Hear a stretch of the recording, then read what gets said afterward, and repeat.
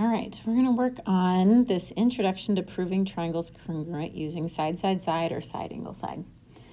All right, in any of these proofs, I would highly recommend writing out the proof on a piece of paper, in a notebook, in your Notability. If you're feeling lazy, screenshot it and put it into Notability, but you really need to be able to draw on these, okay? You can't, after a while, you'll be able to look at them and figure it out. But for now, draw this out. So for me, I've screenshotted this and I've put it in Notability. So here it is. I've got a copy of it right here. Okay. This is my copy. You make a copy too.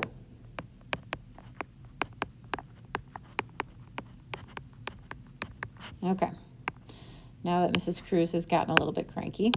Cool. All right, now let's look a little bit closer. All of this information right down here, you need to make sure that it goes into your diagram. That will help you visualize. You need to visualize what's going on.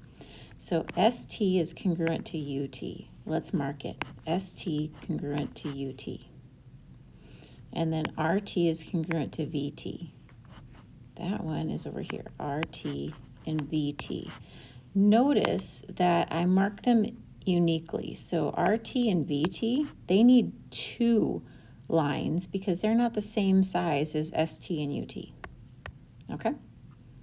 All right, so we've got that, which means we have two sets of sides in each triangle. We've got, let's see here, I'm going to get a different color here, side and side.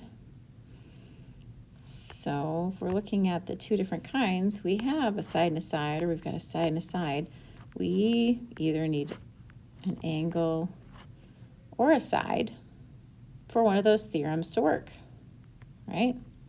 So we'd either need this side, or for this one, we need the angle between those two sides. So we'd need this angle, one of those two pieces, to be true.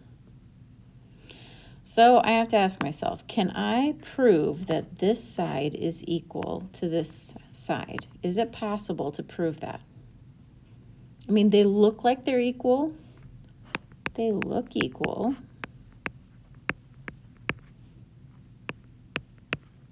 Can I prove it?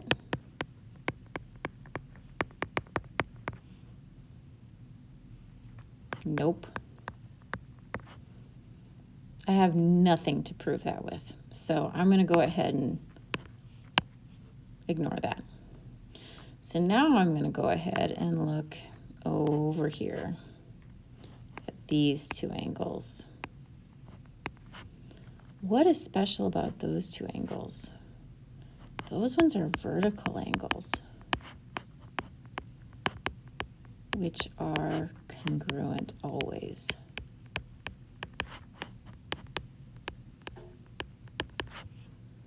Okay, that's the ticket. I can prove that those are equal. So I'm going to go ahead and erase that, and I'm going to mark them. I'm going to say this one is equal to that one right there. Sorry, hold on. Okay, so since those are equal, we can write about that. And that means we have not this side, side, side, but we have side, angle, side. And now we've got a plan. Notice I haven't written a single thing down here yet. I've made a plan. Make your plan first. Then write the proof. Otherwise, you end up writing a whole lot first. So now let's go back and let's write the proof out. So we're going to send our givens, and then we're going to write about those vertical angles. So we're going to say angle, okay, angle, let me get my keyboard out here. STR is congruent to angle UTV. Those are my vertical angles. Now make sure I'm using congruent signs.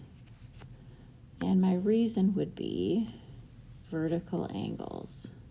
There it is, the vertical angle property. All right.